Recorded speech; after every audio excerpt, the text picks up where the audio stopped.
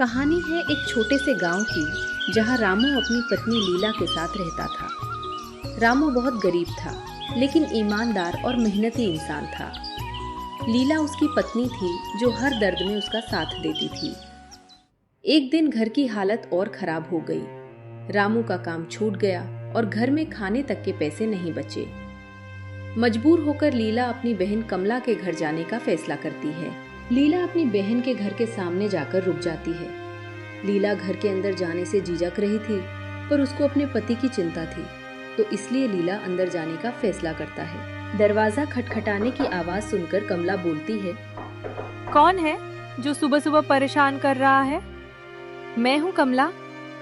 कमला उठता है और दरवाजे की तरफ जाने लगता है। लीला, तू चल घर के अंदर आजा। कमला लीला को घर के अंदर बुलाकर उसका मजाक उड़ाते हुए बोलता है, अरे वाह, आज याद आ गई मेरी। क्या हुआ? तुम्हारे गरीब पति के पास खाने के पैसे भी नहीं बचे? कमला, मजाक मत करो। रामू की तबीयत भी ठीक नहीं है और घर में हालत बहुत खराब है। मैंने पहले ही कहा था, उस गरीब रामू से शादी करके अपनी जिंदगी बर्बाद कर ली। अब भुगतो। बहन, हमने कभी तुमसे कुछ नहीं मांगा। आज मजबूरी है, थोड़ी मदद चाहिए। मदद? तुम लोग सिर्फ लेने के लिए ही याद करते हो। मेरे घर से दूर रहो, निकलो यहाँ से, और दोबारा अपनी गरीबी लेकर मेरे घर मत आना।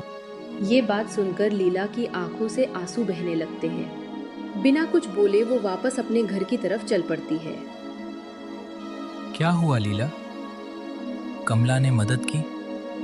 नहीं रामू, उसने मेरी गरीबी का मजाक उड़ाया और मुझे घर से बाहर निकाल दिया। छोड़ो लीला, भगवान सब देख रहा है। हम मेहनत करेंगे, किसी के सामने हाथ नहीं फैलाएंगे। समय बीत गया। रामू और लीला ने मेहनत नहीं छोड़ी।